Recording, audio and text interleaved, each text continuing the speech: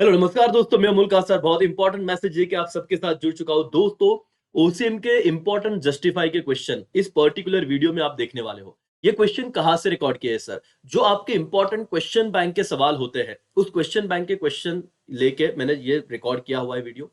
दूसरी बात तो दोस्तों, आप लोगों को और एक बात बता दूं मैं कि जस्टिफाई को प्रेजेंट कैसे करना है। क्वेश्चन नंबर 6 जो होता है, तो मैंने उस बच्चे का पेपर जिसे 99 मार्क्स मिले बोर्ड में, अभी कुछ मिनटों पहले लाइव आके, मतलब अगर आप जब मैंने अपलोड किया तब देख रहे होगे तो, नहीं तो बाद में जरूर जाइए।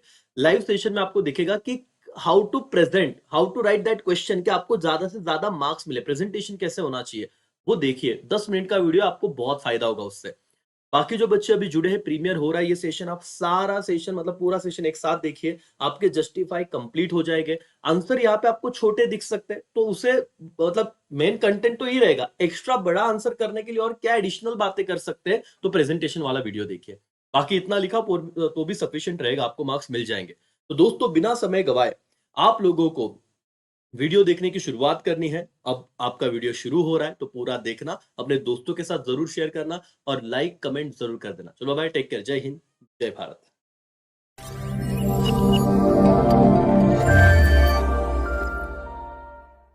ओके वेलकम दोस्तों, मैं अमोल कासर आपके साथ जुड़ चुका हूं। आपको जैसे पता ही है कि ओसीएम का क्वेश्चन बैंक आपको दे दिया गया है, राइट। लेकिन यहाँ पे दो इंपॉर्टंट बातें, सूचना एक आपको पहले उन्होंने अगवा कर दिया है की फक्त विद्यार्थ्यांच्या प्रश्न प्रकारांचा सराव करून घेण्यासाठीच आहे।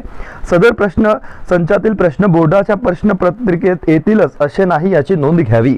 इसका मतलब कि ये जो दिए गए क्वेश्चन है वो एग्जाम में आएंगे या नहीं, ये वो फॉर्म नहीं है, लेकिन आप एक बार प्रैक्टिस करो, प्रैक्टिस पर्पस के लिए दिया हुआ ऐसे कहना है ओसीएम का। दोस्तों, जितने मैंने आपको इंपॉर्टेंट चैप्टर कहे थे, जितने इंपॉर्टेंट क्वेश्चन दिए थे, वो भी जिसने सही से किए होंगे तो उसको ना इस क्वेश्चन बैंक पे एक अलग से कॉन्फिडेंस आ जाएगा करके।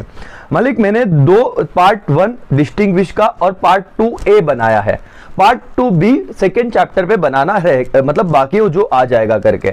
आपने उतने भी डिस्टिंग्विश किए, सारे के सारे डिस्टिंग्विश आपके ये क्वेश्चन बैंक में कवर है, सारे के सारे डिस्टिंग्विश आप एक बार चेक कर लेना, राइट। पार्ट 2B में ये चीज तो आ जाएगी, प्लानिंग कंट्रोलिंग ऑर्गेनाइजिंग में आपको एक फॉर्मेट ही दे दूंगा, लेकिन इसमें सारी चीजें कवर है एक्सेप्ट केपीओ एलपीओ। लेकिन आप अगर उतना भी करोगे तो क्वेश्चन बैंक के डिस्टिंग्विश आपके खत्म हो गए। और जो आप लोग मुझे कह रहे थे कि सर वो जो जस्टिफाई वाले आंसर है आप उसको बता सकते हो क्या, क्योंकि उसमें दिक्कत आ रही है। तो यस दोस्तों, इस लेक्चर में मैं जो आपके क्वेश्चन बैंक से रिलेटेड जो भी जस्टिफाई द फॉलोइंग स्टेटमेंट्स ये दिया हुआ है वो डिस्कस करने वाला हूं। और दूसरी बात जो मुझे पर्सनली लगता है, इन्होंने अगर क्वेश्चन बैंक देने ही तो उसके साथ सजेस्टेड आंसर भी देने चाहिए थे, तो बच्चों का काम इजी हो जाता। मतलब पहले ही उन्होंने लेट किया क्वेश्चन बैंक देने में, पहली गलती। और सर, जिन बच्चों के पास डाइजेस्ट नहीं है, जिन बच्चों के पास सर जिन्होंने कोई और ऐसे सॉल्यूशन वाला बुक नहीं लिया जहां पे उनको आंसर मिले, जो सेल्फ स्टडी कर रहा है, अपने टेक्स्ट बुक में से पढ़ रहा है, वो बच्चा कहाँ ढूंढे आंसर दोस्तों। तो इसीलिए यहाँ पे मेरे स्टूडेंट्स के हेल्प से और सारे हमारा जो अभी टीम वर्क चल रहा है, आप लोगों को जस्टिफाई द फॉलोइंग स्टेटमेंट का पीडीएफ आंसर का अपने टेलीग्राम पे मिल जाएगा, जहां से मैं डिस्कस कर रहा हूं। तो आपको इतना तो हेल्प हो जाएगा। एंड हाँ, जितना हमसे हो रहा है, जितना टाइम मेरे पास अवेलेबल है उतना मैं कर रहा हूं। मेरा भी कोई एक पर्सनल लिमिटेशन है, हर चीज हर वक्त पे लेके आना, जितना मेरे से बेस्ट होगा मैं आपके लिए करूंगा दोस्तों। लेकिन हाँ, आप भी बिल्कुल टेंशन ना लो, ये एक उनकी गलती कि उन्होंने क्या आंसर, मतलब वो सजेस्टेड आंसर भी देने चाहिए थे, तो इजीली सारी बात खत्म हो जाती। एनीवेज, चलो अब हम आते हैं जस्टिफाई द फॉलोइंग पे, क्योंकि अब आपका टाइम भी क्रूशियल है, तो और ज्यादा इधर उधर की बातें नहीं करते। अब हमको फोकस करना है अपने पढ़ाई पे। लोगों की गलतियां गई भड़ में, ठीक है। चलो एवरीवन, अब आप लोग पूरा कंसंट्रेशन यहां पे रखोगे। जस्टिफाई द फॉलोइंग सर कैसे उसे हैंडल करना है, अब हम लोग समझते हैं कि सबसे पहला क्वेश्चन आपके सामने मैं चैप्टर नंबर 1 का डिस्कस करूंगा, और वो है कि उन्होंने कहा है कि principal of management is flexible, justify करो। और दूसरा आएगा क्या कि principal of equity is important. दो क्वेश्चन है, जस्टिफाई में अगर आंसर लिखना है तो कैसे करोगे, पे अटेंशन। क्या है सर पहला क्वेश्चन? पहले क्वेश्चन का आंसर आपके सामने ये रहा, principle of management are flexible. As it is मैं सीक्वेंस वाइज नहीं जा रहा हूं, मैं चैप्टर वाइज जा रहा हूं। आपको पहला ये वाला आंसर जिसको जस्टिफाई करना है, principle of management are what, flexible in nature. देखते हैं आंसर क्या सर। पहला, the principle of management, everyone pay attention, the principle of management can be change और modify according to situation and need of the organisation. अब बहुत बच्चों को मैं ये बता दूं कि जो इंपॉर्टेंट क्वेश्चन मैंने मार्क्स करा के रखे थे, वहां पे आप अगर nature of principal of management भी देखोगे तो वहां पे फ्लेक्सिबल इन नेचर, और वहां पे अगर आपने वो उसका आंसर किया है तो मालिक आप इसका पॉइंट तो आराम से लिख ही सकते हो। समझ में आ रहा है क्या? पहले ही सर फ्लेक्सिबल मतलब क्या, कैसे जस्टिफाई करें, आप वही आंसर लिख रहे हो कि sir principal of management time के साथ हम लोग क्या कर सकते हैं, सिचुएशन के साथ उन्हें मॉडिफाई कर सकते हैं, चेंज कर सकते हैं, और उसे फ्लेक्सिबल कहा जाता है। जो चेंज नहीं होता वो क्या होता है, रिजिड होता है सर। दूसरा point, manager can be flexible while implementing the principle to suits the requirement. Yes sir, कि जितने भी प्रिंसिपल्स ऑफ मैनेजमेंट है, आप लोगों ने हेनरी फ्यूल के 14 प्रिंसिपल देखे, एफडब्ल्यू टेलर जी के कुछ प्रिंसिपल देखे, राइट। तो अकॉर्डिंग टू सिचुएशन मैनेजमेंट को लगता है कि यार हमको ना, वैसे तो सारे प्रिंसिपल इंपॉर्टेंट है, जैसे रेम्यूनरेशन का प्रिंसिपल एप्लीकेबल करना है। दूसरी बात, कोई बड़ा ऑर्गेनाइजेशन है, आपने अगर मेरे लेक्चर्स देखे होंगे जो ऑलरेडी मैराथन बैच करके अवेलेबल है, आपने अगर देखो बड़ा ऑर्गेनाइजेशन है तो सेंट्रलाइजेशन इंपॉर्टेंट है या डिसेंट्रलाइजेशन, लार्ज ऑर्गेनाइजेशन के डिसेंट्रलाइजेशन इंपॉर्टेंट रहेगा और स्मॉल ऑर्गेनाइजेशन के लिए सेंट्रलाइजेशन इंपॉर्टेंट रहेगा या इफेक्टिव रहेगा। अगर मैं बात करूं तो फॉर लार्ज ऑर्गेनाइजेशन डिसेंट्रलाइजेशन, ये वाला पॉइंट क्या इफेक्टिव है, स्मॉल ऑर्गेनाइजेशन सेंट्रलाइजेशन इफेक्टिव है। तो सर ये क्या है, manager can flexible while implementing the principle. Main principle तो क्या था, सेंट्रलाइजेशन, लेकिन अंदर का लैंग्वेज कैसे लिखा आपने, लार्ज ऑर्गेनाइजेशन और स्मॉल ऑर्गेनाइजेशन के हिसाब से वो चेंज हुआ, तो फ्लेक्सिबिलिटी। दूसरा पॉइंट समझा, जस्टिफाई कर रहे हो आप। तीसरा point, they act as a guideline to the manager and are not in the form of law which is to be followed as it is। Sir ये कोई लॉ नहीं है कि तुमको एसेज करना है, हाँ, जैसे कि लॉ पर्टिकुलर है, लेबर लॉ ले लो या टैक्स लॉ ले लो कि आपको इस तारीख से पहले रिटर्न भरना है तो कंपलसरी भरना पड़ेगा। लेकिन क्या प्रिंसिपल कंपलसरी सारे फॉलो करने पड़ेंगे क्या सर? नहीं। समझ रहा है क्या? समझ के जरूर आपको लिखते आएगा point number 3, they act as a guideline. Sir मतलब वो गाइडेंस का काम कर रहे हैं, वो ऐसे कंपल्शन का काम नहीं कर रहे, एंड दस इसीलिए principle of management are flexible in nature. Sir इतना लिखा तो पूरा मार्क्स मिलेगा? हाँ सर, आप लोगों ने 50 पॉइंट लिख दिए, 15 पॉइंट लिख दिए, लेकिन फेंके, आपको नहीं समझ रहा, सिर्फ आंसर बढ़ाने के लिए मत बढ़ाओ, राइट। जहां पे आपको लगता है टू द पॉइंट और इतना चेकर को मिल गया जितना उसे चाहिए था, बात खत्म। एवरीबॉडी, क्या आपको पहला पॉइंट समझा क्या? Principle of nature, principle of management are flexible in nature, justify. क्या करोगे सर? चलो मेरे साथ ही आपको लर्न कर लेना है। पहला point, the principle of management can be change और modify according to situation and to need of the organisation. दूसरा, meeting manager can be flexible while implementing the principle to suits the requirement. जैसे requirement होगा, मैंने आपको समझने के लिए बताया, हेनरी फ्यूल का वन ऑफ द प्रिंसिपल है सेंट्रलाइजेशन, लेकिन रिक्वायरमेंट अगर स्मॉल ऑर्गेनाइजेशन है तो ठीक है, लेकिन लार्ज ऑर्गेनाइजेशन रहा तो डिसेंट्रलाइजेशन उस केस में इंपॉर्टेंट रहेगा, तो रिक्वायरमेंट के हिसाब से होता है। और ये जो भी प्रिंसिपल ऑफ मैनेजमेंट है वो कंपल्शन का काम करते हैं, गाइडलाइन है, जस्ट आपके ऑप्शन आपको अच्छा लगता है तो करो, ये सिर्फ गाइडलाइन का काम करता है, कंपल्सरी कोई लॉ की तरह नहीं है, और इसीलिए प्रिंसिपल ऑफ मैनेजमेंट आर क्या, फ्लेक्सिबल इन नेचर है। Done sir, out of marks मिलेंगे, डेफिनेटली मिलेंगे, क्योंकि आपने टू द पॉइंट लिखा है आंसर, कहीं भी अननेसेसरी डिटेल को अननेसेसरी बातों में आप नहीं गए। समझ रहा है मालिक? Yes sir, okay sir. आगे बढ़ते नेक्स्ट क्वेश्चन पे, that is principal of equity is important. क्या कहा sir? Principal of equity is what, important. Sir इसका आंसर हमको बताओ ना। यस सर, चलो वो भी देख लेते हैं। एवरीबॉडी पे अटेंशन, और दोस्तों आप लोग पूरा ध्यान दीजिए करके, कहीं पे भी आपका डिस्ट्रैक्शन नहीं होना चाहिए। आप, मेरी भी आवाज बैठ गई कंटिन्यूस बोल बोल के, राइट, मैं ज्यादा चिल्ला नहीं पाऊंगा, लेकिन आपका फोकस यहाँ पे रखिए। Principal of equity is important. पहला, जस्टिफाई में क्या लिखना है sir? Principal of equity is one of the 14 principle of management suggested by Henry fuel. पहला ही पॉइंट कितना सिंपल है, पहले तो आपको ये याद आना चाहिए क्या हेनरी फ्यूल का प्रिंसिपल है क्या? हाँ सर, तो पहला पॉइंट बन गया ना, रटो मत। सर क्या principle of equity is one of the important feature, कितने प्रिंसिपल में से? 14 प्रिंसिपल ऑफ मैनेजमेंट में से। किसने दिया है वो? हेनरी फ्यूल जी ने दिया है, रटो मत, समझ जा क्या, principle of equity is one of the equity is one of the 14 principle of management, 14 में से one of the important principle है, राइट, और वो हेनरी फॉयल ने सजेस्ट किया है। दूसरा, अब वो क्या कहता है, तो सर और मैडम अगर आपने 14 प्रिंसिपल किए हैं तो क्या इक्विटी का एक्सप्लेनेशन पढ़ा था कि नहीं पढ़ा था? यस सर, अगर वो एक्सप्लेनेशन अगर आपने पढ़ा था तो जस्टिफाई में वही लिखना है। समझ में आ रहा है? तो आप ऐसे नहीं कि पूरे अलग क्वेश्चन है, यहाँ पे सिर्फ आपने नॉर्मल टेक्स्ट बुक में कंसेप्ट पढ़ी थी, कंसेप्चुअल अंडरस्टैंडिंग अब यहाँ पे लिखनी है। According to which principle equity management should be fair as well as friendly to the subordinates. समझ में आ रहा है? मैंने आपको एग्जाम्पल भी दिया था वो क्या गब्बर मूवी का, कि जिसमें वो छोटा हवलदार होता है, वो बोलता है कि सर मैं आपकी हेल्प कर सकता हूँ, बोलता है समोसा लेके आ, चटनी लेके आ। तो रिस्पेक्ट नहीं देते थे। आपने क्या करना है, सबको इक्वल ट्रीट करना है, सबके जो भी ओपिनियन रहेंगे उसको कंसीडर करना है वगैरह वगैरह। लेकिन सर मुद्दा यहाँ पे क्या लिखे, according to this principle which principle equity management should be fair as well as friendly to the whom subordinate, मतलब उनके जो नीचे अंडर काम कर रहे वो लोग। तीसरा point, while allocating any work, कोई भी काम अगर दे रहे हो, delegation the authority, deciding the monetary terms etcetera, there should not be discrimination between the employ. तो अंडरलाइन कर दो डिस्क्रिमिनेशन वर्ड को, ये क्या होना चाहिए, डिस्क्रिमिनेशन, भेदभाव नहीं होना चाहिए। इक्विटी समझ में आ रहा है? Yes sir. Further, the salary wages of the employ working at the same level should be same even though it's belong to different department. ऐसे नहीं होना चाहिए सर, देखो दो लोग सेम काम कर रहे हैं, एक को सैलरी 50,000, एक को सैलरी 20,000, तो डिस्क्रिमिनेशन हो गया ना। तो पॉइंट क्या कहता है इक्विटी का, further salary wages of employ working at the same level should be same even though उनके डिपार्टमेंट क्या है, अलग है। समझ रहा है क्या? लर्न हो जाएगा क्या? Yes sir. दो, मेरा लेक्चर बहुत कंसंट्रेशन के साथ देखो, आपको दिक्कत आएगी ही नहीं। Yes sir. Further the salary wages of the employ working at the same level should be the same even though it's belong to a different what department. Next point, this equity will help in avoiding what conflict of the organisation. Conflict मतलब झगड़े। अगर हमने इस तरह से equity principal को follow किया तो बट ऑब्वियस है इसको भी 50,000 सैलरी, उतने काम को इसको भी 50,000 सैलरी, तो कंफ्लिक्ट नहीं होगे, झगड़े नहीं होगे। एंड लास्ट वन, इसीलिए प्रिंसिपल ऑफ इक्विटी इंपॉर्टेंट है।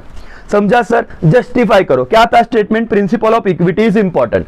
अपने क्वेश्चन बैंक में से तो मुझे तो लगता है कि इसमें से यार 2-3 क्वेश्चन तो आएंगे ही आएंगे डेफिनेटली। बहुत सारे क्वेश्चन हो गए सर, इतना कर लिया और पेपर उनको ऑलरेडी सेट हो चुका है, तो और वो कहेंगे कि और इसमें से नहीं आएंगे तो फिर बच्चे तो फिर बस मतलब लग ही जाएंगे। तो उन्होंने ये भले कहा है कि आएंगे कि नहीं हम बोल नहीं सकते, लेकिन आने तो चाहिए डेफिनेटली, और आएंगे डेफिनेटली आएंगे। आप अच्छे से कर लो ये चीज। तो सर इक्विटी को एक बार रिवाइज कर ले। पहला पॉइंट क्या था, फटाफट, principle of equity is one of the 14 principle of the management suggested by Henri Fayol. एक पॉइंट डन हो गया सर जस्टिफाई का। दूसरा, according to this principle management should be fair as well as friendly to the whose subordinate. Underline करना इस word को, ये आना चाहिए आपके राइटिंग में। While allocating any work, delegating to the authority, deciding the monetary term etcetera, there should be what not be any discrimination between employ. There should not be any discrimination, और भेदभाव नहीं होना चाहिए। डिस्क्रिमिनेशन का spelling अच्छे से ध्यान रखो, बहुत सारे बच्चे गलती करते हैं। मतलब डिस्क्रिमिनेशन मतलब पार्शियलिटी, भेदभाव नहीं होना चाहिए। Fourth point, wages salary same काम के लिए सेम दो। Fifth point, equity will help avoid वा, ऐसे अगर इक्विटी प्रिंसिपल फॉलो किया तो अवॉइड करेंगे कॉन्फ्लिक्ट को, झगड़े नहीं होंगे। एंड दस this principle of equity is very important. Thank you मालिक, खत्म। चलो डन हो गया आपके 2 पॉइंट। Yes sir. तो क्वेश्चन बैंक में से क्वेश्चन नंबर 6 और क्वेश्चन नंबर 7 हमने उड़ा दिया। Everyone got it? Yes sir. अब उन्होंने कहा है planning is the first function of management. अगर मेरे पार्ट 2B को आप देखोगे जो बाकी इन प्रोसेस है, तो उसमें जो डिस्टिंग्विश्ड है उतना भी आपने अगर वो कंसेप्ट भी किया होगा तो भी खत्म हो जाएगा।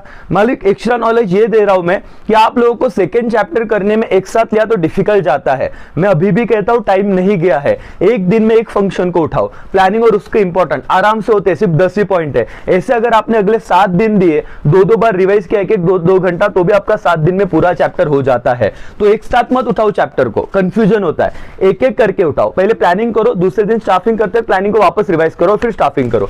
तीसरे दिन आप सपोज ऑर्गेनाइज कोऑर्डिनेशन कर रहे हो या डायरेक्शन कर रहे हो, तो डायरेक्शन करने से पहले प्लानिंग और स्टाफिंग को अच्छे से रिवाइज करो, फिर ये करो, तो आपका मल्टीपल रिवीजन भी होगा और ज्यादा लोड भी नहीं आएगा। यस, मुझे बताना था, मैंने आपको बता दिया। Now planning is the first function of management, justify करो सर। यस बालिक, ठीक है, आ जाते आगे। ये रहा आपका answer, planning is the first function of management, justification. Pay attention. और सर और मैडम लेक्चर देखिए, आप खुद से ट्राई करोगे, मैं आज कर लूंगा कर लूंगा, ओसी की एसी बैंड बजाई आप लोगों ने। सो ये ऐसे ही होता है सर कि हम आज मतलब जब से 12वीं चालू हुआ तब से हमने यही सोचा था कल करेंगे, मतलब 12वीं एंड तक आगे और लग गए। समझ में आ रहा है? तो अपने जो भी जूनियर्स है, जो भी है, आप एटलीस्ट उनको देखो। बट ऑब्वियस है कि अगर यहाँ पे हो रहा है, हमारे रिकॉर्डेड बैचेस भी अवेलेबल है, तो आप उनको बता सकते हो कि यहाँ पे सारी चीजें जिस तरह से आपको इतने लास्ट के 1 महीने में करवा के लिए जा रही है, तो उनको साल भर हमारे पास रहेंगे, तो उनका भी एडमिशन चालू है। आप उनको इन्फॉर्म कर सकते हो अगर आपके कोई जूनियर हो गए तो। एनीवेज, प्लानिंग पे आते हैं सर। क्या लिखना है? Planning is the first function of management. अब क्या है? Planning refer to detail programme of future course of action. Sir ये तो एज इट इज लैंग्वेज हो गया, वो मीनिंग का, राइट? मीनिंग में लिखते देखो अपन डिस्टिंग्विश करते हैं, तो जिन्होंने वो किया होगा, ये पहला पॉइंट तो लिखते आ गया। क्या कर रहे हैं? जस्टिफाई कर रहे हैं सर। दूसरा, it include deciding the thing to be done in advance. मतलब क्या सर? जो चीजें हमको करना है वो हम क्या करते हैं? एडवांस में क्या करते हैं? डिसाइड करते हैं करके। All other function of the management are based on the planning. Yes sir, कि अगर मैंने प्लानिंग ही नहीं किया तो ऑर्गेनाइजिंग कैसे करूं? अगर मतलब प्लानिंग ही नहीं है तो फिर कंट्रोल मतलब स्टाफिंग की बात नहीं आएगी।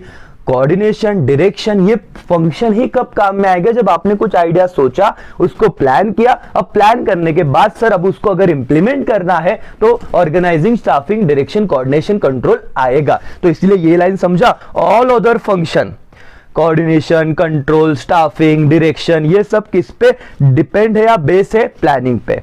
Fourth point, unless the plan is ready, other management functions such as organizing, staffing, etc. ये तो आपको लर्निंग है, cannot be undertaken।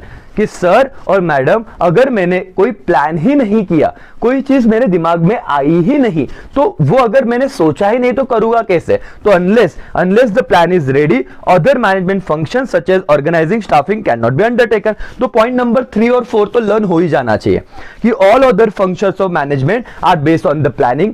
तो जो सेकेंड चैप्टर छोड़ना चाहता है, ऐसे तो कोई छोड़ेगा नहीं, लेकिन ये वाले क्वेश्चन मेरे साथ तो हो जाएंगे समझ के। Yes sir, and hint, it is a basic and first function of management. आपको आउट ऑफ मार्क्स मिल गए सर इसमें। समझ रहा है कि एवरीबॉडी? यस और नो? चलो लास्ट टाइम रिवाइज करते। आपकी आंखें बंद होनी चाहिए, सिर्फ मेरी आवाज को सुनो कंसंट्रेशन के साथ। Planning is the first function of management. Yes sir, पहला point, planning refers to detail programme of future course of action. दूसरा, it include deciding the things to be done in what? In advance. Okay sir. तीसरा और चौथा point तो आपको आ रहा है। All other functions of management is based on what? Planning. And unless the plan is ready, other management function such as organising, staffing, direction अगर आ रहा तो लिख दो, बाकी एक्स्ट्रा लिखो। Can not be undertaken without what? Planning. And hence it is a basic and first function of management. क्या sir और मैडम पहला पॉइंट भी खत्म हो गया क्या? एवरीवन, यस और नो? Yes sir. दूसरा, अब क्या है यहां पे समझते हैं। Organising, facilitate administration as well as operation of the what? Organisation. ठीक है सर, ये वाला पॉइंट भी हम देख लेते हैं करके। ठीक है मालिक, ध्यान दो, पूरा कंसंट्रेशन होना चाहिए दोस्तों। मैं आप चिल्ला नहीं रहा हूं, लेकिन मैं जितना आपसे करवा रहा हूं उतनी चीजें अगर आपने कर ली तो फिर टेंशन नहीं रहेगा। लेकिन लेक्चर एट स्टेज देखो, राइट? पूरे शिद्दत से देखो, जान लगा तो क्या आपको सेकंड चांस नहीं है। जो है सर यहाँ पे ही है करके, मतलब यही इसी टाइम पे करना है करके। Just 1 minute. या चलो पॉइंट नंबर 3, लेकिन उसके पहले मैं एक बार देख लेता हूं कि ऊपर का जो क्वेश्चन है आप लोगों ने किया है। Yes sir. Now next question is, क्या है सर आपका? Organising, facilitate administration as well as operation of the organisation. Sir आम्ही दुसरा चॅप्टर केलाच नाहीये, डोंट वरी सर, हमें करूच नहीं है, टेंशन ना लो, हूँ नहीं आया, हो जाएगा करके। ध्यान दो, pay attention. Organizing is the process of identifying, bringing the required resources together, grouping and arranging them properly to achieve the objective। Sir वापस ये पहला लाइन कहाँ पे पता है? मीनिंग में, जो डिस्टिंग्विश में मीनिंग लिखते हो ना, सेम। तो सर पहला तो लर्न हो जाएगा क्या? हाँ, क्वेश्चन क्या था पहले? क्वेश्चन भी ध्यान में रखो। Justify the following statement, organising, facilitate administration as well as operation of the organisation. Sir क्या लिखे? तो पहले प्लानिंग हो गया, अब ऑर्गेनाइज, जो प्लान हुआ है उसको प्रॉपर ऑर्गेनाइज करना है। तो sir organising is the process of identifying, bringing the required resources.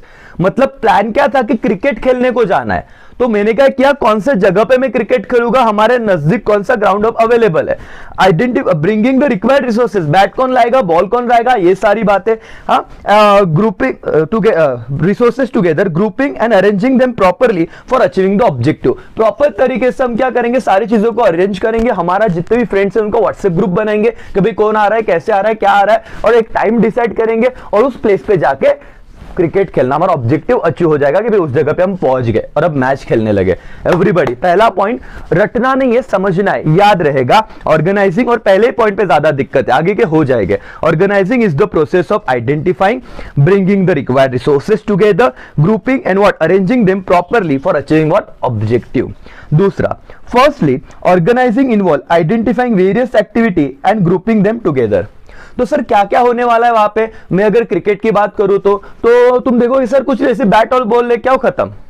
तो मेरे को आइडेंटिफाई करना पड़ेगा और ग्रुपिंग करना पड़ेगा कितना एक्टिविटी लग रहे हैं। लेकिन वही मैं अगर शादी, मैरिज फंक्शन की बात करूं, प्लानिंग तो हो गया कि मेरे दोस्त की शादी है सपोज 26 अप्रैल को। अब सर उसकी शादी के लिए ऑर्गेनाइजिंग करना है तो क्या लगेगा सर, मेहंदी वाला लगेगा, डीजे बारात वाला लगेगा, फूल वाला लगेगा, फिर वो कैंटीन जो होते हैं ना कि वो कुकिंग वगैरह करते हैं वो सब लोग लगेंगे, कितने सारे एक्टिविटीज इन्वॉल्व है। तो उन सबको प्रॉपर ग्रुपिंग करना है। सर इनविटेशन कार्ड सबको गया कि नहीं गया, अगर नहीं गया तो हमको तो पता है रिलेटिव कोई ना कोई तो मुंह उतार के बैठ ही जाता है सर। तो ये सारी चीजें कितना प्लानिंग के साथ करना पड़ेगा। देखो इन डिटेल मैंने रेगुलर में बताया, लेकिन अब समझने के लिए बता रहा हूं sir. Firstly organising involve what, identifying various activity. अभी आइडेंटिफाइंग वेरियस लर्न कैसे रहेगा, लॉजिक। क्रिकेट में क्या क्या होता है भाई, दो चीजें लग रही, चलो ऑर्गेनाइज कर दिया। शादी में इतने सारे एक्टिविटी है, प्रॉपर ऑर्गेनाइजिंग हुआ है कि नहीं, ये वाली बात, ठीक है sir. Grouping together, grouping and assigning activities the task of administration. Yes sir, ये किसका टास्क रहेगा, FIB के लिए आया तो भी काम में आएगा, यहां पे भी जस्टिफाई में समझ लो। It also involves processing the activity which is operational activity and thus organizing facilitate administration but obvious as well as operations of the organization। समझ रहा है, it involve, देखो फोर्थ पॉइंट पढ़ो, it involve processing the activity which is an operational activity। समझ में आ रहा है क्या, तो यस सर। और जस्टिफाई क्या था, organising facilitate administration as well as operation of the organisation. तो सर शादी में क्या क्या एक्टिविटीज है उसको भी मैंने देखा, एडमिनिस्ट्रेशन करना और उस प्रोसेस को वो चीज को कंप्लीट करवाना। ऑपरेशनल एक्टिविटी का काम भी कौन करता है, ये अपना ऑर्गेनाइजिंग करता है करके। एक बार 4 पॉइंट वापस एक बार देख लो, खत्म हो गया आपका ये वाला भी आंसर। एवरीबॉडी, क्या सब कॉन्सेंट्रेटेड है क्या, यस सर, सबका कॉन्सेंट्रेशन यहाँ पे, और हम सब करके दिखाएंगे सर। सारी हेल्प आपको जितनी हो रही कर सकता हूं मैं मेरी तरफ से, यहाँ पे कर रहा हूं, लेकिन आप भी अपना पूरा 100% दो दोस्तों, कुछ भी कमी मत रखना, राइट। Yes sir. और एक क्वेश्चन है, that is question is what, coordination between different function and all level of management is the essence of organisation success. Sir समझते हैं, पहले क्वेश्चन बैंक में कहां पे वो देख लेते हैं। एक तो ये लोगों ने, हाँ ये देखो question number 5, coordination between different function of coordination between different functions of management is the essence of organization success। justify। 17 के 17 हो गए सर, 2-3 आगे मालिक, इस क्वेश्चन के आउट ऑफ मार्क्स आपको मिल जाएंगे। नहीं तो मैंने बताया कि लिखना कैसे, आपने जितने इंपॉर्टेंट क्वेश्चन मैंने दिए उसमें सारे क्वेश्चन कहीं ना कहीं कवर ही है, ध्यान दो। कोऑर्डिनेशन क्या है sir, coordination refers to integration and synchronisation of group efforts. मतलब sir Indian cricket team, example याद रखो तो याद रहता है। इंडियन क्रिकेट टीम क्यों इतना कंटिन्यूस मैचेस जीत रही है सर, प्रॉपर कोऑर्डिनेशन है। हमारे बॉलर, हमारे बैट्समैन, हमारे फील्डर, इन लोगों के बीच में ना मतलब पता है कि भाई कौन सा बॉलर अगर रहे बॉलिंग डाल रहा है उसको कहां पे कौन से प्लेयर को रखना है, कैसे विकेट जाएगी, ये सब प्रॉपर कोऑर्डिनेटेड है सर। सब में प्रॉपर कम्युनिकेशन है। अगर मेरे को 1 रन निकालना है तो कोहली पहले ही नॉन स्ट्राइकर एंड पे ऋषभ पंत को बोल देगा भाई 1 रन नहीं निकालना है सिर्फ, ओके उनको 2 रन खींचने, बोलता है भाई मैं यहाँ पे बॉल मारूंगा, तू बराबर पहला रन तेजी से भागना ताकि दूसरा भी हम फटाफट ले सके। ये क्या है, विराट कोहली और ऋषभ पंत के बीच में कोऑर्डिनेशन हो रहा है। कोऑर्डिनेशन का मतलब समझा क्या, एक ऑर्गेनाइजेशन, जैसे टीम इंडिया एक ऑर्गेनाइजेशन है तो उसे मैच जीतनी है तो प्रॉपर क्या चाहिए, कोऑर्डिनेशन चाहिए। मालिक कंसेप्ट एकदम सिंपल है। Coordination between different function and all level of management is the essence of organisation success. India match कब जीतेगी, जब सब डिपार्टमेंट के बीच में क्या चाहिए, प्रॉपर कोऑर्डिनेशन चाहिए। चाहिए। लेकिन sir to the point, exam oriented बात करते हैं। ये तो जिन्होंने रेगुलर लेक्चर नहीं भी किया उनको एक कंसेप्ट समझा दिया। अब देखते हैं, coordination refers to the integration and synchronisation of which efforts, group efforts. Bowler, batsman, fielder, group efforts जब होगा तब मैच जीतेंगे। Yes sir. It provide unity of action for organisational goal. क्या sir? Unity of action to organisational goal. फिर क्या sir?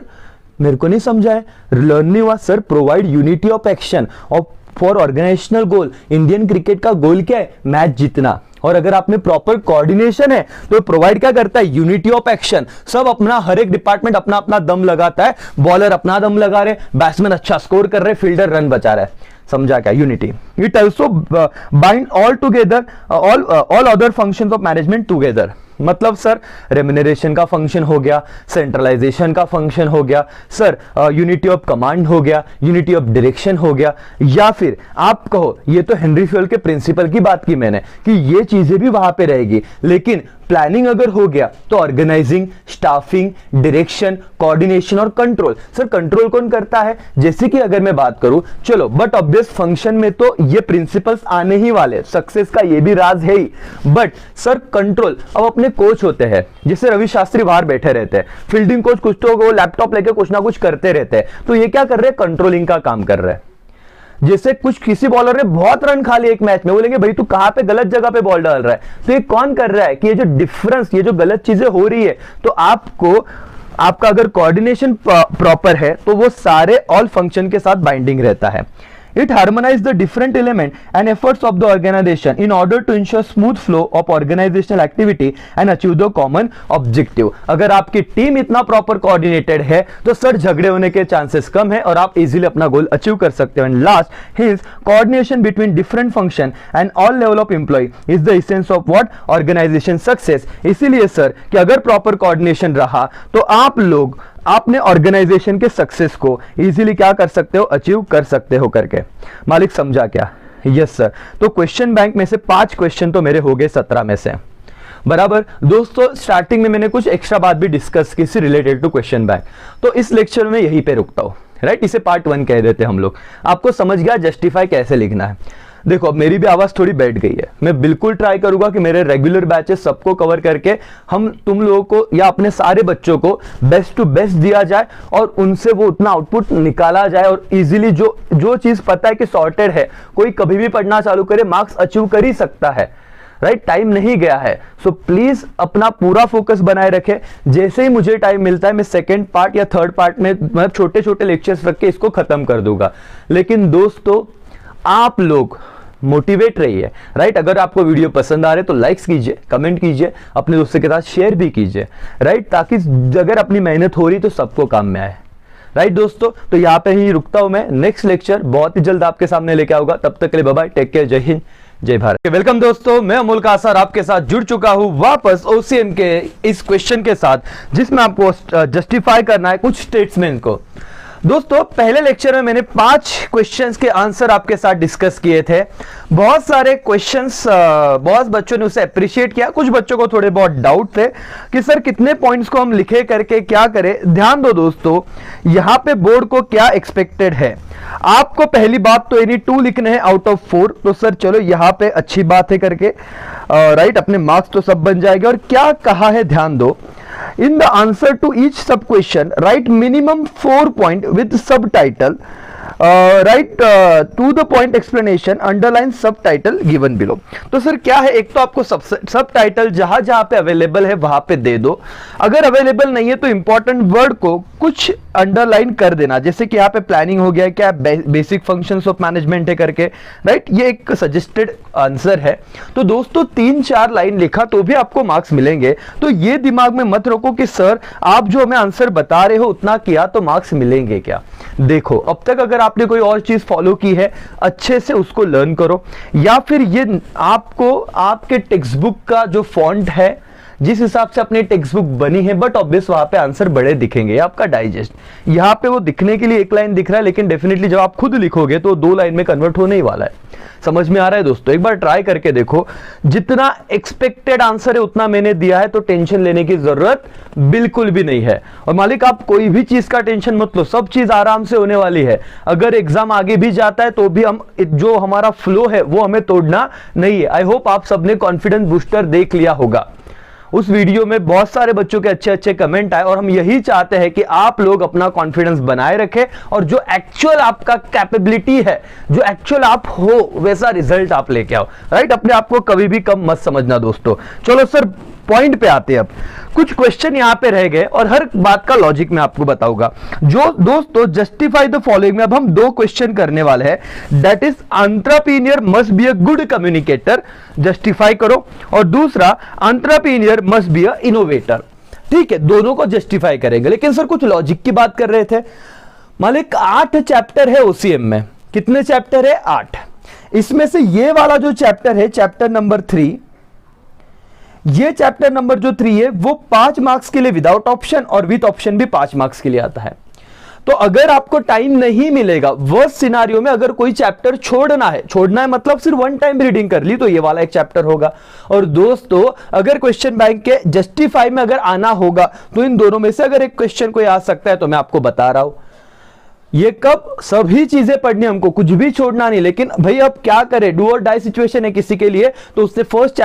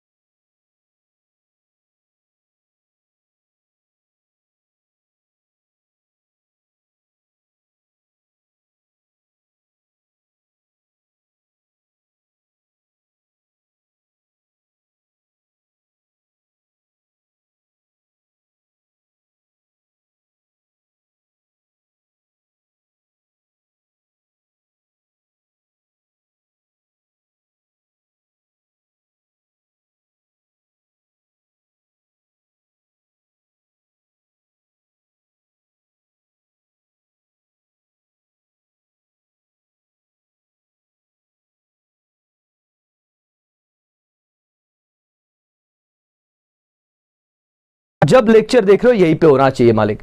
समझ में आया? Yes sir. चलो आंसर लिखते हैं और मेरे साथ ही लर्न करने का ट्राई करो। ये पीडीएफ ऑलरेडी आपको टेलीग्राम चैनल पे अवेलेबल है।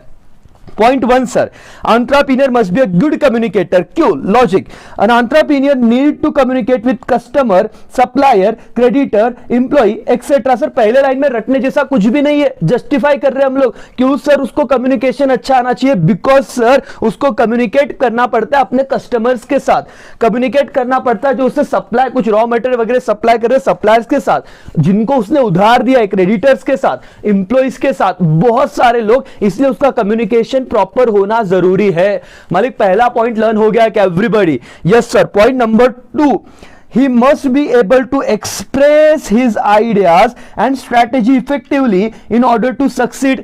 सर जैसे हमको कुछ कुछ लोगों का रहता है ना कि दिल में तो दिमाग में बहुत आइडिया रहती है, बहुत अच्छे मतलब उनके एकदम तोड़ स्ट्रैटेजी रहती है, लेकिन सिर्फ बताते नहीं आती, एक्सप्लेन नहीं करते आता मालिक। तो क्या फायदा अगर आपके पास, और बहुत बार होता है टीचर ने कभी ना, सुनो आपको सवाल पूछा जाता था तो 100 में से बोलता ना कि 10-15 बच्चे को तो आंसर आता ही है, लेकिन ना वो डरते भाई कैसे बोले, हम बता पाएंगे कि नहीं बता पाएंगे। तो ये चलेगा क्या एज एंटरप्रेन्योर ऐसे बिहेवियर? नहीं सर, आपको तो कट थ्रोट कंपटीशन में हमेशा आगे ही रहना चाहिए। तो आपके जो आइडियाज है, आपके जो स्ट्रैटेजीज है, वो अपने टीम को बताते आने चाहिए और उस हिसाब से आगे बढ़ना चाहिए, तो आपको सक्सेस मिलेगा। मालिक 2 पॉइंट हो गए, इंपॉर्टेंट है। इस चैप्टर में से 2 क्वेश्चन तो भी अच्छे से ही करो। क्या? Entrepreneur needs to communicate with different people, so आप लिख देना customer, supplier, creditor, employees etcetera. दूसरा, he must be able to express his ideas and strategy किसके साथ? effectively in order to क्योंकि वो सक्सेस हो। Point number 3, the entrepreneur also has to motivate the employee so that business grow overall. दोस्तों मैं ही आपके सामने आ गया, राइट? सपोज अमोल का सर एंटरप्रेन्योर है, मैं आपके साथ आया, एकदम मरे जैसे ऐसे खड़े रहा, बोलूंगा entrepreneur has also motivate it necessary that. हाँ बोले साला क्या बोर हो रहा है, मैं ही अगर आपको मोटिवेट नहीं कर पाऊंगा तो क्या आप लोग अच्छे मार्क्स ला पाओगे? नहीं सर। अगर आपको चीजें समझी ही नहीं, आपको पढ़ने में इंटरेस्ट आया ही नहीं, तो सर ना आपको अच्छे मार्क्स आएंगे ना IKCA का नाम होगा।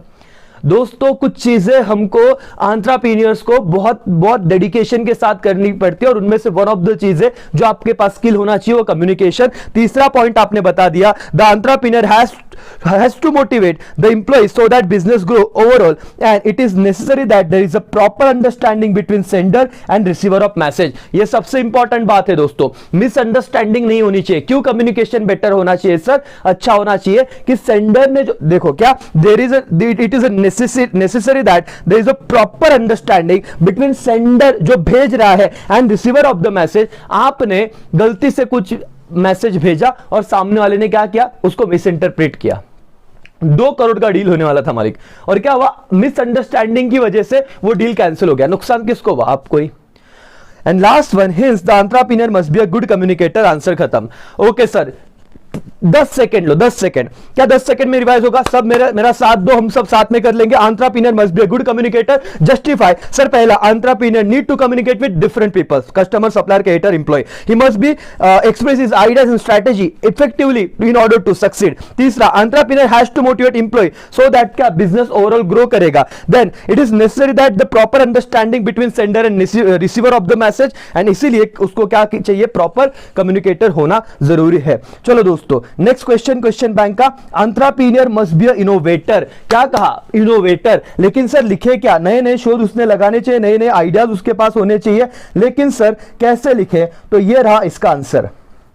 सबका ध्यान, कंसंट्रेशन 1001 तक के यहां पे होना चाहिए। जो इधर उधर भटक गए यहां पे ध्यान दो मालिक। चलो पहला point, sir the entrepreneur introduces new combination of means and production. Okay, he must introduce new product और bring changes in the existing product. Sir अगर आप लोग ध्यान दो, नोकिया एक जमाने में सबसे इंपॉर्टेंट, मतलब ऐसे था कि फोन अगर है तो नोकिया है। एक बोल रहा है कि वन हैंड मोनोपोली चला रहा था।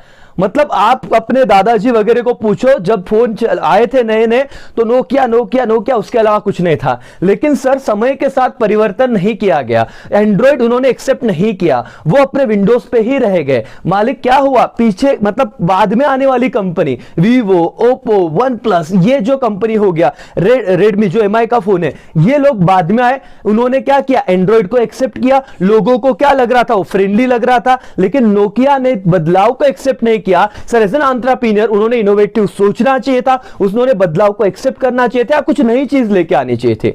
समझ रही है क्या मालिक? तो इसीलिए he must introduce new product और bring changes in the existing product. Sir changes in the existing product मतलब क्या? देखो पहले 20 मेगापिक्सल फ्रंट कैमरा नहीं हुआ करता था, लेकिन सर जैसे इंडियन मार्केट में बाहर के जो नए नए मोबाइल मैन्युफैक्चरर आए, वीवो, ओप्पो, मुझे जितना याद है 20 मेगापिक्सल कैमरा फ्रंट वो भी इंट्रोड्यूस किया, तो लोगों सेल्फी फोन खरीदने लगे। देखो क्रेज कैसे, मतलब क्या इनोवेशन लाया। पहले तो सिर्फ बैक हुआ करता था, फिर फ्रंट कैमरा उसमें भी उसका मेगापिक्सल बढ़ा दिया, राइट। तो दोस्तों ये क्या होना चाहिए, इनोवेटिव थिंकिंग अगर आपको डेवलप होना है। Point number 3, the customer are satisfied only when the new product और new feature in existing product are introduce. जो आईफोन यूज करते हैं मालिक, ऐसा एक क्रेज है आईफोन का, तो आईफोन 10 बंदा लेता है ना, तो कुछ साल बाद उसको लगता है यार क्यों नहीं आईफोन 11 आ रहा है, 11 लिया तो क्यों नहीं 12 आ रहा है करके। तो वो कंटिन्यूस एक्सपेक्ट करता है कस्टमर की कुछ नई चीजें आए और मुझे क्या हो, बेनिफिट मिले। तीसरा point, customer are satisfied only कब, व्हेन न्यू प्रोडक्ट और new features in existing product are introduce. 3 point हो गए मालिक, लर्न करने हैं। सर पढ़ाई देखो, जो आप पढ़ते हो, मैं हमेशा क्या कहता हूं, पढ़ो मत, याद हो रहा है क्या ये देखो। पढ़ तो आप 10 घंटे रहे हो, अगर वो रिकॉल नहीं हो रहा है मालिक तो क्या काम का। थोड़ा पढ़ो, परफेक्ट पढ़ो। 3 पॉइंट याद आ रहे हैं एवरीबॉडी। चलो justify, entrepreneur must be an innovator. क्या, introduce new combination of means and production. दूसरा, मस्ट इंट्रोड्यूस न्यू प्रोडक्ट और bring changes in the existing product. तीसरा, customer are satisfied only when new product और new feature in existing product are introduce. चौथा point, innovation is also necessary to solve the problem that arise in business. And last one, hence that entrepreneur must be an innovator. Sir इतना लिखे तो marks मिलेगा क्या? हमको doubt ही लग रहा है भाई। तुमने जो एक्स्ट्रा पॉइंट किए होगे तुम्हारे वो भी लिख दो, नहीं तो डूबते को तिनके का सहारा। सर इतना लिखा तो मार्क्स तो जाएंगे नहीं, क्योंकि और क्या जस्टिफाई करोगे, कितना करोगे? 2 ही क्वेश्चन लिखने सर, तो उसमें आपको कितना भी अगर fake out to the point answer बोला है तो आप सिर्फ फेक तो नहीं सकते ना। समझ में आ रहा है? भरोसा रखो, पढ़ो अच्छे से, जितना कर रहे हो उतना शिद्दत से करो, नहीं तो सर कुछ भी हम लोग ना 15 के या जितने भी 40-50 आंसर करेंगे बड़े बड़े और एग्जाम में एक भी याद नहीं आ रहा है, क्या फायदा मालिक? सब याद आएगा। आपको जितना बताया जा रहा है उतना करो, आपको कुछ एक्स्ट्रा करना है आप फ्री हो, लेकिन सर और मैडम इतना तो करो ही, इसके बाद जितना लिखना है आपकी मर्जी, लेकिन इससे मार्क्स मिलेंगे, don't worry. Sir next question, sir हमने चैप्टर नंबर 1 किया, 2 किया, आगे के बीच 3 भी कर लिया। अब हम आते हैं मालिक चैप्टर नंबर 4 पे, that is most important chapter, justify. क्या क्या क्या sir? Warehousing is important. Sir क्या यहाँ पे टाइप्स लिख दे क्या सर? वेयर हाउसिंग क्या हमने तो बहुत भारी से लर्न किया था। क्या sir? Bonded warehouse, duty paid warehouse, public warehouse, government warehouse, फलाना वेयर हाउस, देखना वेयर हाउस, क्या क्या नहीं किया सर, हमने सब लर्न किया। लेकिन सर क्या ये आंसर लिखोगे तो मार्क्स मिलेगा क्या? उन्होंने क्या कहा? Warehousing is important. Answer आपको लिखना है सर, देखो कैसे, एवरीबॉडी जस्टिफाई हम कर रहे हैं sir. Warehousing is a group activity connected with the storing and preserving of stored goods from the time of production till the time of consumption। तो जब से प्रोडक्शन हो रहा है और जब कंज्यूम होगा, इसके बीच में गुड्स को कहीं ना कहीं रखने पड़ेगा जब तक डिमांड नहीं होता। तो क्या था सर? पहला लाइन लर्न करते समझते सबका ध्यान होना चाहिए। Warehousing is group of activities connected with the storing and preserving, right? जैसे कि पेरिशेबल गुड्स प्रिजर्व करके रखते हैं, storing and preserving of store goods from the time of production, जब से वो प्रोड्यूस होते till the time of what? Consumption. Learn हो गया क्या पहला लाइन? एवरीबॉडी। क्या सर? वेयर हाउसिंग कौन सा एक्टिविटी? इंडिविजुअल की ग्रुप ऑफ एक्टिविटीज है with storing and preserving what? Preserving of store goods from the time of production till the time of consumption. पहला पॉइंट डन। एवरीबॉडी यस और no, अगर आया तो answer लिखते आएगा क्या? हाँ सर, इस चैप्टर के बाकी के जस्टिफाई भी करने हैं, एक्सरसाइज क्वेश्चन सारे करने हैं। आई रिपीट, ये तो सिर्फ क्वेश्चन बैंक आया है, इसके सारे क्वेश्चन एटलीस्ट मैं करा के दूं आपको समझे, लेकिन 4th चैप्टर के सारे जस्टिफाई एक बार वापस देख लेना। समझ में आ रहा है? Yes sir. दूसरा point, it is one of the important service which support the business activities. Sir 5 business services है, banking, insurance, communication, transportation and one क्या? Warehousing. क्या कहा सर? 4था चैप्टर बिजनेस सर्विसेज, 5 सर्विसेज में से insurance is one of the important services. दूसरा point आपने लिखा, समझ में आया? वही से लाइन उठाया आपने। इंपॉर्टेंट क्या है? लेकिन सर्विस है, सर्विस एक्टिविटी है। It perform a wide range of function like price stabilisation, risk bearing, financing, grading and what? Packing, transportation and processing. दोस्तों फटाफट ये लेक्चर को खत्म करना है, लेकिन प्लेलिस्ट में जाके देखो अपने जो 12th के लेक्चर है ओसीएम के, उतने अगर आपने देखे तो इधर मैंने प्रॉपर चीज बताई है कि सर कैसे प्राइस स्टेबलाइजेशन होता है, कैसे फिनांस किया जाता है। अगर मैं समराइज फॉर्म में बताऊं, मेरा 1 करोड़ का अगर गुड्स मेरे कहां पे पड़े हुए? वेयर हाउस में, और मेरे को 50 लाख का लोन चाहिए उस गुड्स के बिहाफ पे, देगा क्या? दे देंगे सर। मैं गिरवी क्या रखूंगा? मेरे गुड्स जो ड्यूरेबल है, राइट, बट ऑब्वियस पेरिशेबल नहीं होने चाहिए। Warehousing is also create dash dash utility, time and place, and hence warehousing is what? Important. Warehousing is important. समझा क्या? वेयर हाउसिंग इसलिए क्या है? इंपॉर्टेंट है मालिक। समझा? या ठीक है, आगे बढ़ते हैं। सर नेक्स्ट क्वेश्चन क्या है? Business services are necessary. Business services are necessary, justify करो। फटाफट आगे बढ़ते हैं सर, चलो ध्यान दो, यहां पे ज्यादा टाइम नहीं लेंगे, जहां पे और मुझे को इंपॉर्टेंट लगता है वहां पे हम कर लेंगे। बिजनेस सर्विसेज क्या आर नेसेसरी? पहला, services are intangible in nature. क्या लिखोगे? टेंजिबल की इंटेंजिबल, इंटेंजिबल जिसे हम छू नहीं सकते, टच नहीं कर सकते वगैरह, ठीक है। तो पहला point, services are intangible in nature, ये कहीं पे भी इसका आंसर नहीं करके। दूसरा, they are neither manufacture nor transported nor stock. Now मतलब उसको हम ना ट्रांसपोर्ट स्टॉक वगैरह नहीं कर सकते। Since service can not stored for future use, they are produced and what consumed simultaneously। अब क्या हो रहा है? मैं आपको पढ़ा रहा हूं और आप सीख रहे हो क्या? एकदम क्विकली, साइमल्टेनियसली ये दोनों काम चल रहे हैं। Unlike goods, no further possession or ownership takes place when services are sold, and sometimes it may be difficult to identify services since they are closely associated with goods। तो yes sir, बहुत बार हम services को difficult हो जाता है identify करना, because ये क्या हो जाता है कि सर्विसेज क्लोजली एसोसिएटेड है किसके साथ? सर गुड्स के साथ। जैसे कि मैंने कार दिया, लेकिन कार के बाद आफ्टर सेल, कार बेचने के बाद आफ्टर सेल सर्विस भी देना पड़ता है।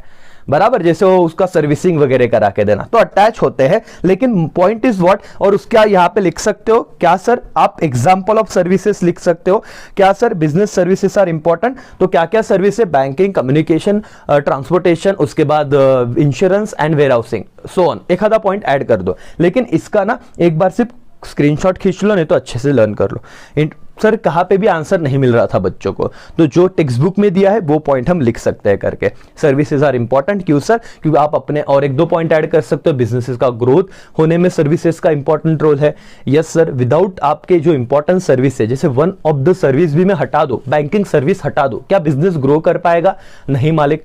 समझ में आ रहा है? अब सारे बिजनेस किस पे डिपेंड है सर, बैंकिंग का बहुत ही इंपॉर्टेंट रोल है बिजनेस एक्टिविटी में, समझ रहा है सर। लेकिन हमको टू द पॉइंट 4 मार्क्स के लिए है सर, 3-4 पॉइंट देखो, वर्स्ट टू सिनेरियो कुछ तो मार्क्स मिलने चाहिए। और हाँ, अगर सब पॉइंट अच्छे से होते तो आउट ऑफ मार्क्स भी मिलेंगे, अगर आपका प्रेजेंटेशन और बाकी की चीजें कुछ गलतियां नहीं करते हो, सिली मिस्टेक तो। Yes sir, outsourcing is important, why? Question number 10 पे आगे मालिक, मजाक मजाक में ध्यान दो, और जो इंपॉर्टेंट है वो मैं ज्यादा एक्सप्लेन कर दूंगा, और एक्सरसाइज क्वेश्चन 1 टाइम सिर्फ देखना है आपको। Outsourcing is important, why sir? ध्यान दो, ये रहा आपका आंसर। Sir, outsourcing is the process of contracting business function और specific business activity to specialize agency. Sir और मैडम बिल्कुल शांति से इस लेक्चर को सुनिएगा, अगर लर्न करना है तो पूरा कंसंट्रेशन चाहिए, अभी इधर उधर मत भटको। एवरीबॉडी यस हेलो, यहां पे देखो, outsourcing is the process of contracting business function और specific business activity to specialize agency. चलो बोले once again, outsourcing is a process of contracting business function और specific business activity to specialize agency. The need of outsourcing can be as follow. तो पहले meaning लिख देना भाई, और यहां पे हमको उनको क्या पूछा था, आउटसोर्सिंग इज इंपॉर्टेंट, भाई सर। आउटसोर्सिंग लिखने के बाद हम लिख रहे the service of all over the world are become highly specialized. There is a need for finely tuned skill to provided most of the specialized services. तो but obviously बात है सर, जब हम आउटसोर्स करते हैं कोई एक्टिविटी, तो जो बंदा हमको सर्विस दे रहा है वो उस फील्ड में मास्टर होता है, स्किल लेबर होते हैं वो लोग, तो वो हमको बहुत ही सही ढंग से सारे सर्विसेज को प्रोवाइड करते हैं। क्या है सर, जैसे जैसे कंपटीशन बढ़ रहा है दुनिया में, every company required focus on what showcasing its product as well as improving the quality of its product and services. और अगर हम आउटसोर्स कर देते हैं तो वो बंदा जिसे हमने आउटसोर्सिंग किया हुआ है वो उसको उतना डिटेलिंग से करता है करके। मैंने मॉल का एग्जांपल दिया था, बहुत बार जब आप मॉल में जाते हो तो वहां पे आपको सिक्योरिटी गार्ड्स दिखते हैं, तो क्या वो मॉल ने अपॉइंट किए होते हैं क्या? नहीं सर, वो पूरा का पूरा सर्विस एक एजेंसी को दे देते हो, राइट। और वो एजेंसी उन मतलब वो सारे स्टाफ अपॉइंट करती है, सैलरी वगैरह वही देगा, मॉल क्या देगा, उस पर्टिकुलर काम का वो एजेंसी को पैसा दे देगा करके। तो उनको ट्रेनिंग देना, उनको प्रॉपर यूनिफॉर्म देना, ये काम किसका रहेगा, जिस एजेंसी ने उन स्टाफ को प्रोवाइड किया है, ठीक है। To achieve this, company has to concentrate on the core activity, hence there is a need to evaluate its other business process. Sir अगर हमको ग्लोबल कंपटीशन में टिकना है तो एक बात याद रखो कि कंपनी ने हमेशा अपने कोर एक्टिविटीज पे फोकस करना चाहिए। जैसे कि सर एक चीज याद रखो, मैं पढ़ा रहा हूं, बराबर, मैं दिन के 8-8 12-12 घंटे टीचिंग कर रहा हूं, मैं पेपर्स ले रहा हूं। अगर दोस्तों मेरा कोर एक्टिविटी क्या है, पढ़ाना, पेपर चेक करना भी है, डेफिनेटली है, लेकिन अगर मैंने एक्सपर्ट जो क्वालिफाइड लोग हैं उनको अगर अपॉइंट कर दिया, बराबर, जो पेपर चेक करके देंगे, हजारों पेपर होते हैं तो वो अगर चेक करेंगे, बट ऑब्वियस गलतियां बच्चों के निकालेंगे, कमेंट करेंगे, सारी चीजें वहां पे नोट डाउन करेंगे और बच्चों को वो पेपर दिए जाएंगे, बराबर। मेरा क्या हुआ सर, 8 घंटे लगे उन लोगों को सारे पेपर चेक करने को दिन के। अगर मैं वो खुद काम करता तो मेरा कोर एक्टिविटी पढ़ाने पे टाइम रहता क्या? नहीं, मैं तो वही करते रहता, तो मेरा मेन एक्टिविटी क्या हो जाता, हिल जाता। तो सर इस ऑर्गेनाइजेशन ने अपना फोकस किया कोर एक्टिविटी पे, मैं पढ़ा रहा हूं, और पेपर चेकिंग एक्सपर्ट लोगों को जिनको बहुत ज्यादा मतलब मेरे जितना या मतलब जो नॉलेज है वो गलतियां निकाल सकते हैं, ऐसा नहीं कि किसी को भी दे दिया, हाँ, जिसको नॉलेज है उसको दिया, उसने अपना काम और परफेक्शन से किया। शायद मैं फटाफट चेक करता, नहीं, क्योंकि मेरे को दूसरा लेक्चर रिकॉर्ड करना था, बट इन लोगों ने क्या किया, एफिशिएंसी से काम किया। समझ में आ रहा है? The companies outsource many non core areas of the business और firm that have specialized and skills workforce from to perform these activities. For example, company mostly outsource non-core activity as a canteen, sanitization, security so that they can focus on their core business activities. तो example एक बार लिख देना वाली, शांति से पढ़ो, PDF आपके पास available है, मैं तो सिर्फ आपको कंसेप्ट एक्सप्लेन कर रहा हूं ताकि आप लोग उस समझ के लिख पाओ। और एक बार कंसेप्ट समझा आउटसोर्सिंग का तो टेंशन नहीं रहेगा, आपको सारी चीजें इजीली खत्म होते जाएंगे। समझा? यस सर, ओके सर, ध्यान दो। नेक्स्ट पॉइंट और भी कुछ है क्या? नहीं सर, मालिक खत्म। आउटसोर्सिंग क्यों इंपॉर्टेंट है, आप लोग इसके कुछ फीचर के जो पॉइंट है, इंपॉर्टेंट के कुछ पॉइंट है। अब ये क्वेश्चन ना ओपन हो जाता है। पहले तो आपने जनरल आउटसोर्सिंग का मतलब बताया कि कंपटीशन बहुत तगड़ा चल रहा है, ऑर्गेनाइजेशन ने अपने कोर एक्टिविटीज पे ध्यान देना जरूरी है, कुछ इनोवेशन करना जरूरी है। वो अगर नॉन कोर एक्टिविटीज पे रह जाएगा तो एक बंदा सब कुछ नहीं कर सकता। तो उस केस में आप जो स्पेशलाइज एजेंसी है, जिनको उस फील्ड में एक्सपर्टीज है, उनको अपने नॉन कोर एक्टिविटीज को आउटसोर्स कर दो। वो चीज अच्छे से करेंगे, आप अपनी कोर एक्टिविटी को फोकस करोगे और आपका बिजनेस क्या होगा? ग्रो होगा। दैट्स व्हाई आउटसोर्सिंग इंपॉर्टेंट है करके। ठीक है, expectation of society toward business organisation are changing. Justify करो, क्या बताओ? सोसाइटी के एक्सपेक्टेशन बिजनेस ऑर्गेनाइजेशन की तरह के से बढ़ रहे या कम हो रहे? क्या हो रहा है बताओ। अगर आपको लगता है कि हाँ सर सोसाइटी के expectation towards the business organization change हो रहे हैं, तो कैसे इसको एक्सप्लेन करोगे? Let's see. पहला, society's expectation from business firm have undergone drastic change over time. तो उससे गुजर रहा है, जैसे जैसे टाइम बढ़ रहा है, जैसे जैसे लोगों की अवेयरनेस बढ़ रही है, जैसे जैसे हम सोशल मीडिया पे आ रहे हैं, बहुत ज्यादा लोग अवेयर हो रहे करके, तो एक्सपेक्टेशन भी बढ़ रहा है टाइम के साथ। Earlier businesses were viewed just as provider of goods and services. पहले ऐसे देखा जाता था कि बिजनेस का काम क्या है? गुड्स और सर्विस प्रोवाइड करने का। दूसरा पॉइंट।